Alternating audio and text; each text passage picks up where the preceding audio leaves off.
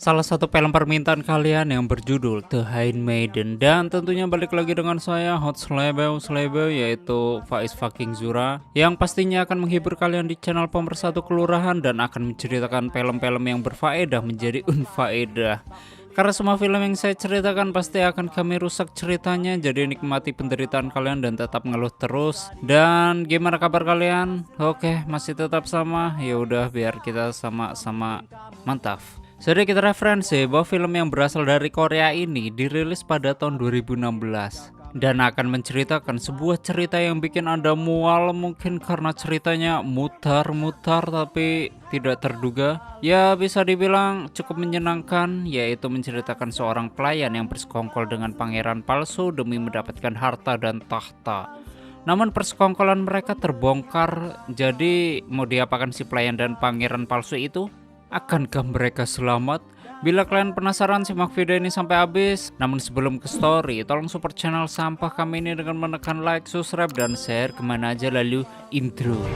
Ku pernah jatuh cinta pada wanita, nggak usah sebut nama. Itu nggak guna, lumayan punya muka. Pernah kan Cina, tinggal di Surabaya dan punya banyak harta. Selamat datang di channel Zura 14 dan selamat menonton. Story diawali oleh seonggok wanita yang bernama Sokhi. Di sini dia sedang bersiap-siap untuk pindah ke rumah ahli waris Jepang. Sokhi sendiri, dia dikirim ke rumah tersebut untuk dijadikan seorang pelayan.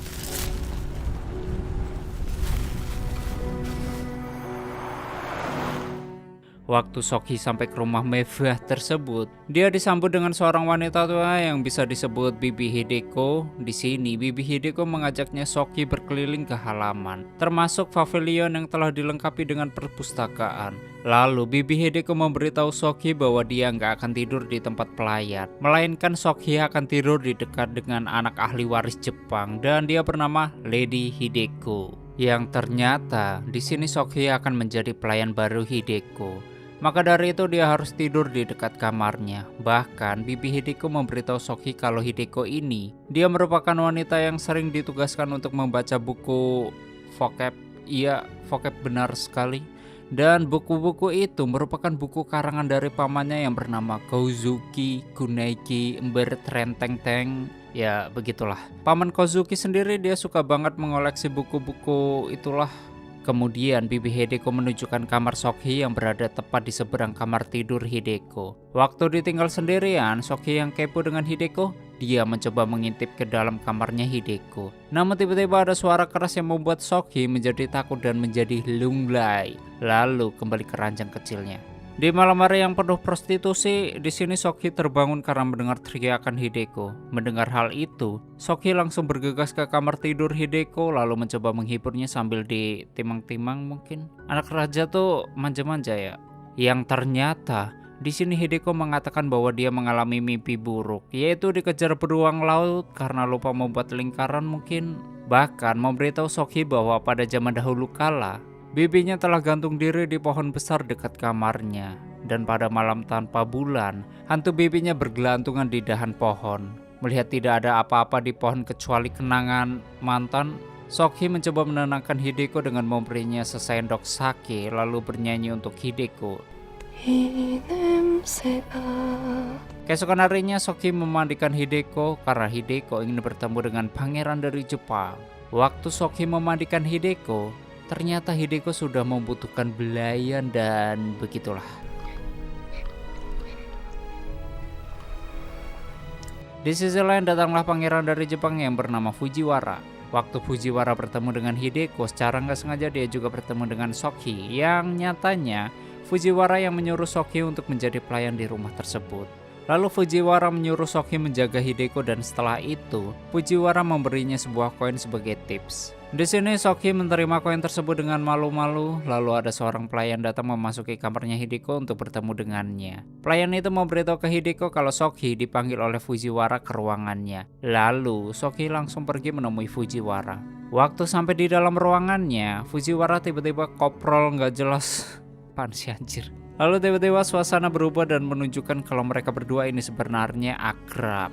Waktu Sokhi melempar koin ke arah Fujiwara, wala, muncul adegan flashback. Dan hal itu menjelaskan hubungan di antara Fujiwara dan Soki. Yang ternyata Soki sebenarnya berasal dari keluarga yang mahir banget dalam hal curi-mencuri, copet-mencopet, judi, perdagangan manusia, tapi nggak open BO kok. Soalnya belum ada micet. Bahkan bayi yang ada di awal film tadi merupakan bayi-bayi yang mereka besarkan untuk dijual ke orang Jepang agar mereka mendapatkan uang yang banyak. Sedangkan Fujiwara sebenarnya dia bukan pangeran dari Jepang, mukanya aja nggak ada Jepang-Jepangnya gitu. Kan orang Jepang agak sange-sange gimana gitu ya. Yang nyatanya Fujiwara hanyalah orang biasa yang menyamar jadi anak bangsawan.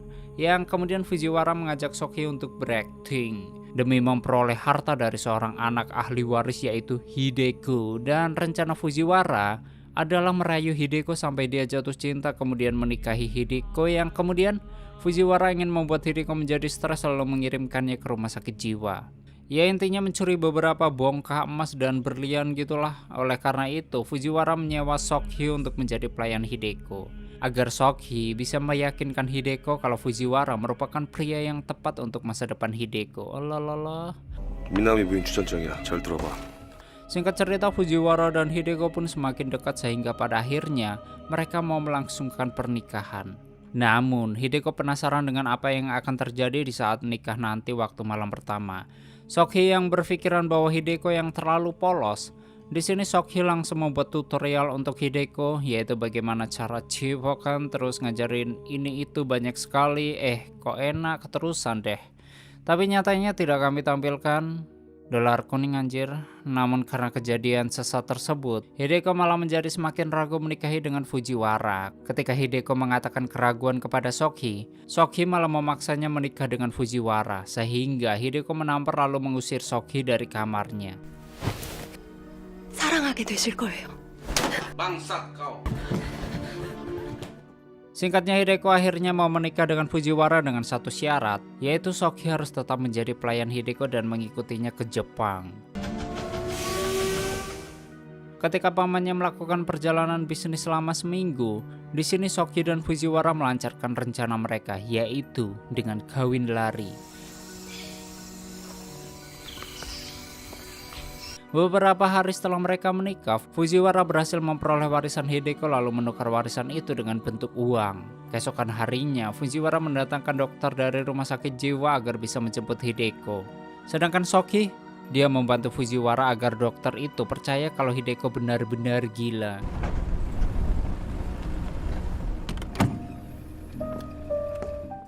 Waktu sampai di rumah sakit jiwa, ternyata yang dimasukkan ke dalam rumah sakit Sokhi. Yang ternyata sebenarnya yang bersekongkol dari awal adalah Hideko dan Fujiwara, sedangkan Sokhi hanya dijadikan kambing hitam saja. Yang nyatanya mereka berdualah yang sebenarnya ingin menjebak Sokhi. Dan seperti kayak anime-anime gitu, banyak flashbacknya bahwa pada zaman dahulu kala kita akan dibawa ke kisah Hideko yang cukup kelam, yaitu sejak kecil Hideko sudah diajari bagaimana cara membaca buku dengan baik dan benar. Namun buku-buku yang dibaca Hideko merupakan buku-buku laknat yang berisi tentang materi-materi vocab yang tentunya BDSM dan erotis. Jadi gara-gara buku itu Hideko merasa dilecehkan secara psikologis dan fisik. Bahkan hal ini juga menimpa bibinya dulu sehingga bibi Hideko merasa terkekang dengan hal itu sampai-sampai membuatnya gila yang pada akhirnya bibi Hideko ditemukan gantung diri di pohon halaman rumahnya. Akibat hal itu Hideko lah yang mengambil alih tugas sang bibi sebagai pembaca buku pamannya.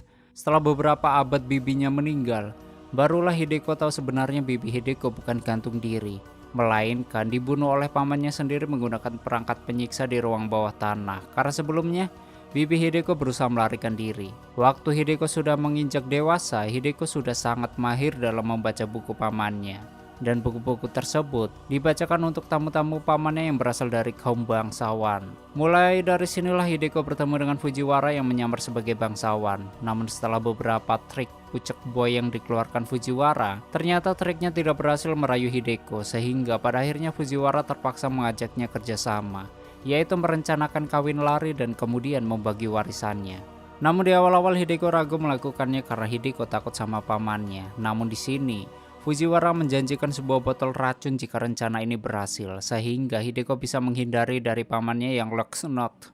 Mendengar hal tersebut, Hideko akhirnya setuju. Namun di sini Hideko meminta Fujiwara untuk mencari seorang gadis yang bodoh untuk bekerja sebagai pelayannya agar bisa dijadikan korban, yang akhirnya Sokhi lah yang menjadi korban mereka berdua. Dan story pun diulang kembali dari awal karena biasa film Korea kebanyakan film mumet muter-muter terus, tapi biar jelas.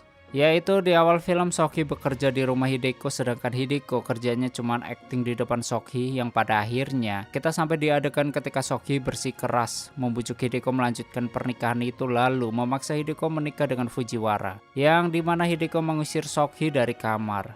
Ternyata setelah Hideko mengusir Sokhi karena kesal, di sini Hideko diam-diam mau mencoba gantung diri. Namun Sokhi tiba-tiba datang lalu menyelamatkan Hideko. Sehingga pada akhirnya mereka berdua saling mengakui rencana mereka, dan hal ini ternyata membuat mereka berdua jatuh cinta. Mungkin bagi kalian yang udah nonton filmnya agak bingung karena storynya bisa dibilang sebuah pengkhianatan di balik pengkhianatan.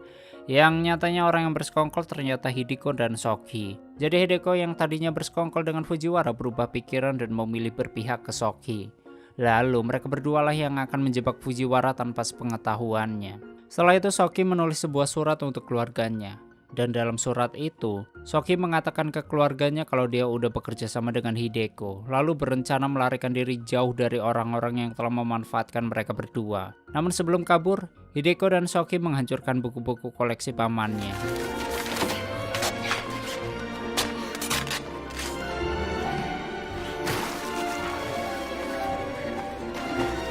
Lalu adegan kembali lagi ketika Sokhi berada di rumah sakit jiwa. Setelah masuk rumah sakit jiwa, keluarganya Sokhi membakar rumah sakit jiwa itu, lalu menyamar sebagai petugas pemadam kebakaran untuk menyelamatkan Sokhi. Di sisi lain Hideko meracuni minuman Fujiwara sehingga membuatnya pingsan. Lalu Hideko mengambil uang Fujiwara dan melarikan diri. Sedangkan Sokhi yang udah keluar dari rumah sakit jiwa, dia langsung menemui Hideko lalu mereka berdua melarikan diri bersama. Namun sebelum mereka pergi, Hideko sempat membuat identitas baru. Bahkan dia juga menyamar sebagai pria agar tidak ketahuan. Di sisi lain, paman Hideko mengetahui kalau Hideko kabur dengan Fujiwara, sehingga Fujiwara yang baru bangun dari pingsannya langsung ditangkap oleh anak buah pamannya Hideko. Setelah itu Kozuki menyiksa Fujiwara di ruang bawah tanah yang dulunya juga dipakai untuk membinasakan bibi Hideko. Waktu Fujiwara sedang disiksa, dia meminta Kozuki untuk memberikannya rokok untuk terakhir kalinya, dan di saat Fujiwara sedang merokok, rokok yang ia hisap mengeluarkan asap biru yang ternyata rokoknya Fujiwara ini telah dicampur dengan merkuri dan gas beracun yang dapat membunuh mereka berdua, yang pada akhirnya Kozuki binasa bersama dengan Fujiwara. Sedangkan Hideko dan Sokhi mereka sedang di kapal feri dan kapal itu menuju ke Cina. Kemudian Sokhi dan Hideko merayakan kebebasan mereka dengan itulah di dalam kapal tersebut, yang pada akhirnya mereka hidup sebagai pasangan betina lalu tamat. Jika kau tak percaya padaku, sakitnya aku. Oke, seperti itulah story film The Handmaiden. Dan bagaimana menurut kalian dengan film ini? Pusing, mual-mual karena ceritanya muter-muter, saya pun juga begitu. Jadi ya begitulah. Dan bagi kalian yang ingin filmnya di story ini, silahkan tulis di komentar. Terima kasih udah nyimak video ini sampai habis. Terus support channel ini dengan menekan like, subscribe, dan share ke alam semesta. Aneh pamit and stay on my channel. Jangan kemana-mana, sampai ketemu lagi di video selanjutnya. Bye-bye.